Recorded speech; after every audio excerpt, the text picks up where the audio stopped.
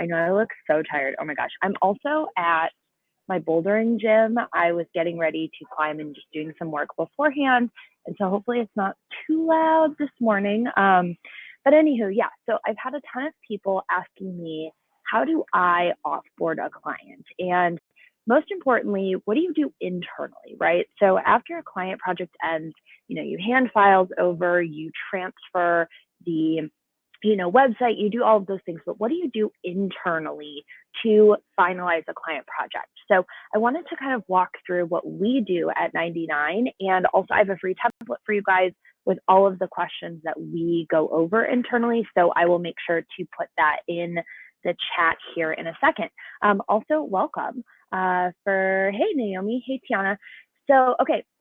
So internally, after we finish a client project, it's really important that you take some time to kind of let all the emotion go, right? If a client project is not 100% the way that you expected it to go, you're going to have a lot of emotions, right? Whether it's, oh my gosh, I didn't do my best work, or did I, really do so well at the strategy portion of this project. So really reflecting on those elements is going to be super important, especially as you are newer, or maybe you're shifting who you work with within your client space. And also, if you are trying to up your prices, increase your pricing, this is going to be crucial to know how and when you should increase, okay? So what we do at 99, so let's just take a branded web project, for instance. So we have a client, they're finishing up. What we do with the team is exactly 1 week after we finish a project, all of my team gets together. They get all of these questions. So every team member fills this kind of survey out, if you will. And from there, they do it personally. So it's due within a week of finishing the project. And then we actually sit in our team meeting once a month. I collect everybody's data and I pull out the trends that really have stuck out, right? Now, I do allow my team to kind of answer a little anonymously, be a little vulnerable if they choose to. So I make sure to not include that information if I don't feel like it's important, right? Or not necessarily important, but if it's more private. But anyway, so they have a week to complete that. And then from there, we go over it as a team. So whether you are a solopreneur or you do have a team, it's really important that you are still being intentional about including a reflection and review process in your design phases and your internal processes. So like I said, we go over these questions together. And then from there, it's really important that we collect all of the data from all of our client projects. And I do this quarterly, where I will look at all of the feedback that we've done over the last 90 days. And that is when I sit with my processes, our execution processes, if you will, our marketing tactics, things like that. And we say, okay, what needs to change? If we are consistently hearing that a client doesn't like using Notion, is it because they just don't like it and they personally don't use it? Or is our system set up and it's not successful, right? Is there something that we need to change there? Also, a great piece of feedback we got last year is, while we are efficient in our processes, we can knock a website out in a week. Y'all know that is our signature offer. But a lot of times what we were hearing last year is, while we can do that, the client didn't necessarily feel like it was long enough for the price point. They felt like they were getting the value, but it was too quick of a turnaround for their own minds. And so that was something that we took to heart at the end of last year and said, okay, how can we keep the value, not lose money if we're adding time on there? And how can we really make this a super engaged process? So those are things that you will only know if you are doing a client review and client reflection. And I definitely, like I keep saying, I don't care if you have a team or if you're by yourself, you need to be incorporating a process like this, okay? So what I want to do is go through the questions that I have. And of course, if y'all have any questions, feel free to put them in the chat. But these are the questions that we go through. So like I said, I do them personally, my team does them on their own, and then we come together and do them together. So obviously, number one, client name, right? The second question, what services did you provide to the client? So I want want you listing out all of the elements of the project scope, whether they paid for them or scope creeped or you added on to the project. So there's always elements of client projects where, I might create extra collateral that I didn't necessarily set out to do, right? We kind of have like a 3 collateral rule in our contracts, but if something comes up and they're like, oh, I want a tote bag, it takes 5 minutes to create a tote bag, right? So I want you listing out every single thing that you did for that client, whether they paid you for it or not, okay? And that's going to be really important, especially if the project did go south.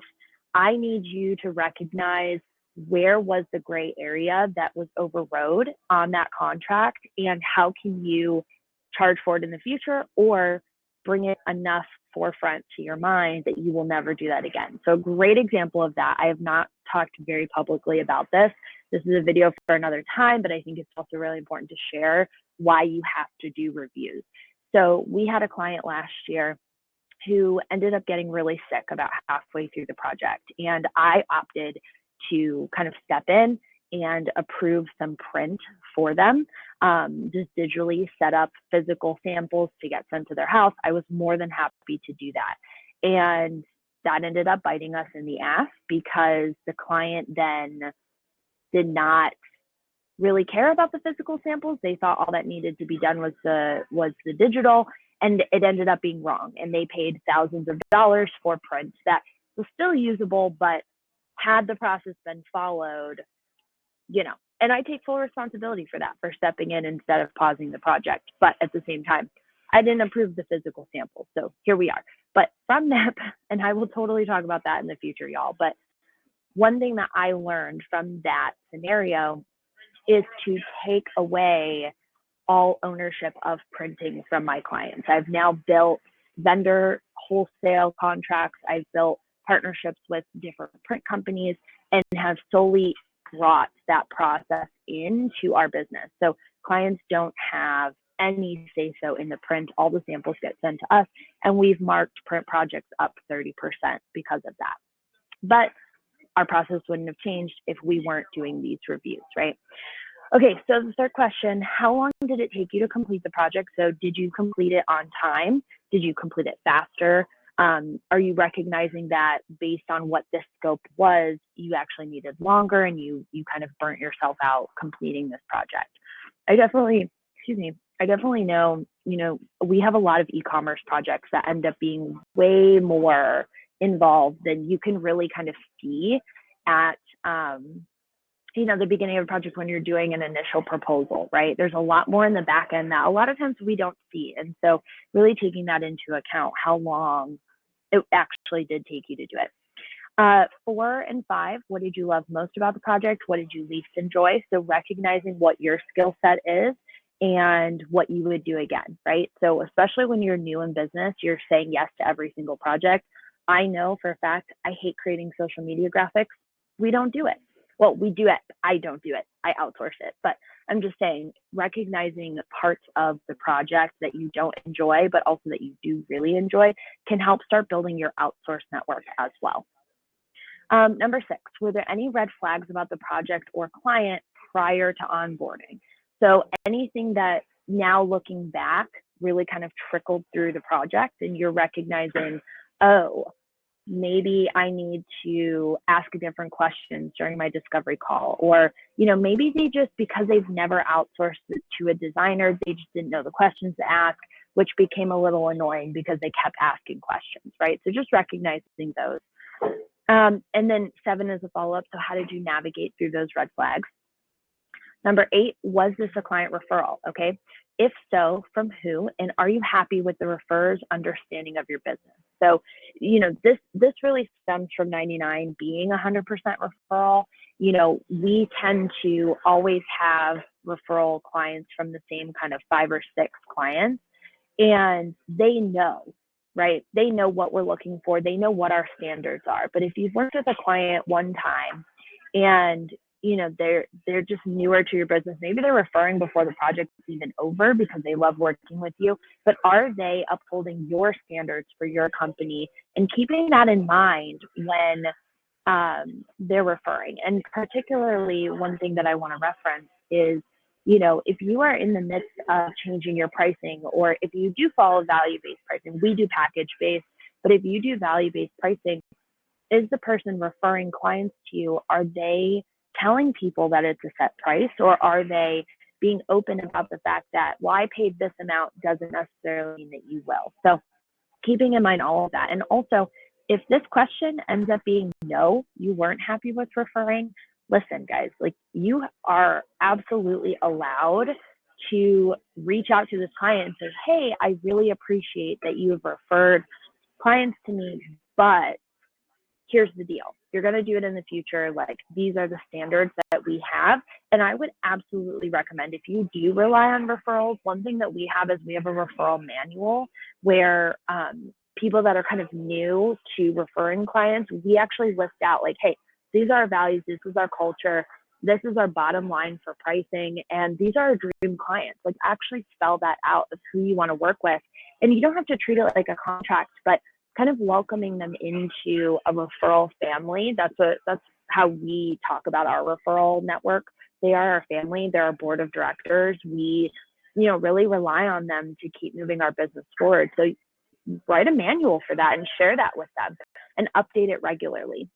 But also walk away if like, tell them like, hey, I really appreciate it, but like, you know, please don't refer people to me in the future. You can absolutely do that. And I have done that. I had one client in 2019, 2020, who just kept referring low, like no budget people to me. And I had to tell them like, hey, you know, I know that you didn't have a budget. I did you a favor, but this is actually what I charge. And you can absolutely hold your ground like that, but you won't know that until you do this kind of review. Okay. All right, so number 9, was this client an ideal client of yours? And actually, I will put this in the chat for you guys too. So sorry, I said I was going to do that.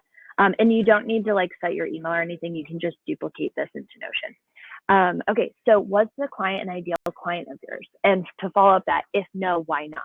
So specifically in 2021, you know, we got started solely doing nonprofits and museums, right? That's my background. That's who we are really passionate about. But weirdly, in 2021, we actually worked with a lot of food brands, particularly owned within the marginalized communities of Austin and like DFW.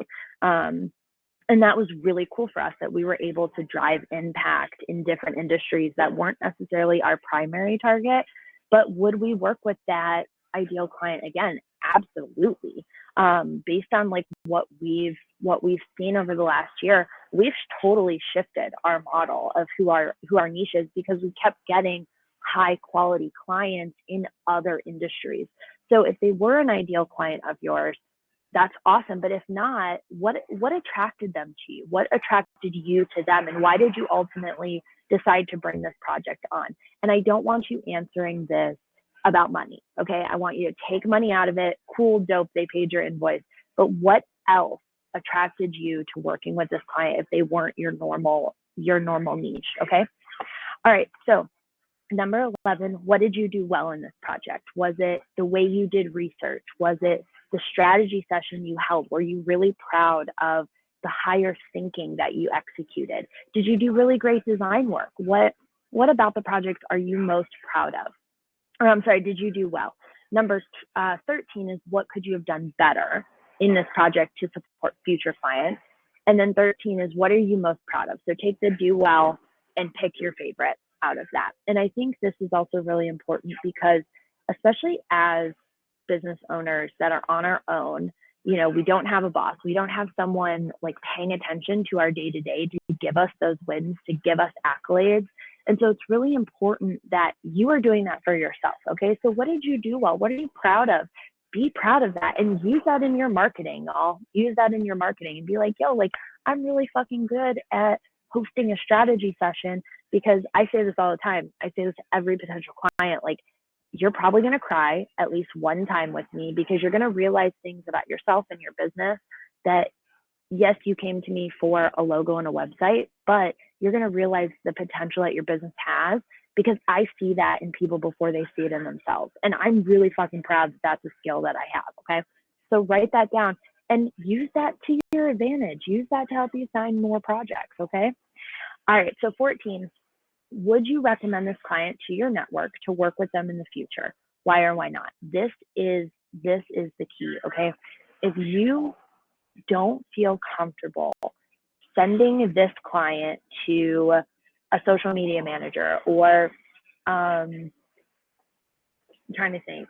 Let's say you just did their branding. Would you recommend them to a web designer? Would you recommend them to a copywriter? Would you bring their name up on your own social media? It's so, so important to know if you will use this client to your advantage. And if you won't, why not? Was it there were too many red flags? Was it they were rude to you?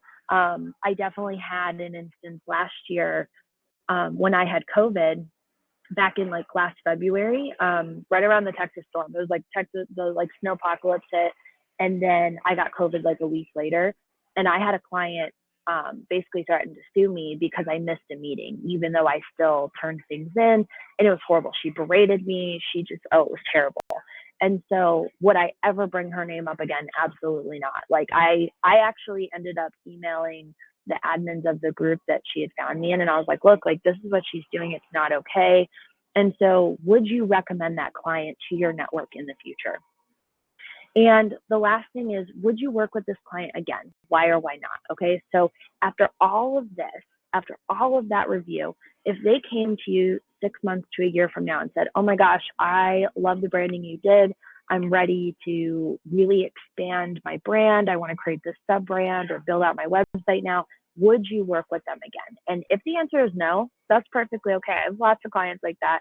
Mostly, the other thing I want you to think about in this is not necessarily a negative or a positive, but do you have services that you could work with them again in the future? Okay. So that is usually how I answer this question. A lot of times my larger clients, my 10, 15, 20K, just don't need me anymore, right? And so would you work with them again? Could you work with them again? And then, of course, the last thing is any final notes that you would like to share. So from all of that, what I want you guys to then do is create a client rating, okay? So on a scale of 0 to 10 or 1 to 5, however you want to do it, how would you rate the project? And from there, what I want you to do is make sure that you update that information in your CRM. If you have the updated CRM template, whether that's from Notion for Designers or you recently downloaded it from me, there's a column called temperature in there that's like red, yellow, green. So thinking about a stoplight, right? If they're green, they're good to go. You would work with them again. If they're yellow, they probably have some red flags. You need to set up additional boundaries in the future. Red is like hard, probably not, or I'm going to really increase my price to like make it worth my while. And then of course you have black for blacklisted. So thinking about your client rating, thinking about your temperature check, how would you rate this project? Okay. And from there, I want you to take all of that data. Like I said at the beginning, take all of that data from all your clients quarterly and sit with all of your processes, sit with your marketing and say, what is working? What is doing well? What about all of this feedback am I recognizing that I need to change internally, or I need to change in the way I execute my client projects? You need to really be looking at all of this stuff, guys, because that is honestly the only way that you are going to move forward. Sure, somebody can come to you and say, awesome, where do I sign, right? 10K project, ready to go. Maybe you normally charge 4 or 5K. That's what happened to us. And we definitely were not ready for the value and the involvement that comes with the 10K and up projects. And that is solely why I started doing client reviews, because I recognized my processes for our lower ticket, our 5K and under, were not sustainable for the higher packages. Because when you start adding in more deliverables, when you start, adding in more involvement with your clients, you can't take on as many projects. And so understanding where you fall, where your team falls, what clients you want to work with, and also too, if you're constantly saying yes to projects because you want the money, but they're not fulfilling all of the other buckets, then what are you doing, right? I think it's absolutely, awesome that, you're making 10K months or whatever your goal is. I know that that's a super trendy thing. I think it's all bullshit, but that's a conversation for another day. If you are, making all of the money and you're doing great, but you're not in love with the clients you're working with, then something's wrong and you need to take the time to change that. So today is February 28th. Right? Tomorrow's March, guys. So this is a perfect opportunity this week to do a client review of January to today, just to get going. Or, if you want to do Q4, we've had a pretty slow Q1 because we had so much work pre-booked. So we just finished all of our reviews for Q4 because we wanted to take some time because we have the time now instead of pushing it all into Christmas. So if you've never done client reviews, you can absolutely do as many projects from last year as you want, or start fresh with this year and really be adamant about it. And that's the last thing that I want to share is be consistent with this. Okay, so we do our reviews, like I said, the Friday after the project launches, and then we do a quarterly group review for our processes. So put it on your calendar, be consistent. The only thing I will say is make it a point to do this within 30 days of the project launching. It doesn't have to be a week after, but do it within 30 days because all of that emotion, all of your memory is going to be fresh on what happened. The other thing I would say too, if you're like, if it takes you 6 to 8 weeks to do a project, right? You may not remember what happened during the onboarding by the time it's done. So take little notes here or there. One thing we have in our internal projects dashboard is we have like an internal notes section where we'll just like jot down like red flags or really good things. And then we bring that into this review process. So you can absolutely do that too. Take little notes, and start really being consistent about how you review projects in your business. So let me know if you have any questions. I'll stay on here for a minute or two because there's a few of you in here. And also let me know if you're enjoying this new live stream on Circle. I am. I love it. I think the quality is wonderful. It just rolled out. But yeah, this video is recorded, so I'm going to post it in the group as soon as it's done processing. And I'll make sure to reshare the template link for you. If you have any questions about executing this or you want to talk through any, like red flags or bumps that you're feeling and how you navigate that, feel free to DM me or comment on the thread that we're going to post. So thanks for coming, guys. I hope you have a wonderful rest of your Monday. Happy last day of February. It's almost spring. I hope you guys have a wonderful week. And as I always say, keep killing it, guys. And I will talk to you later.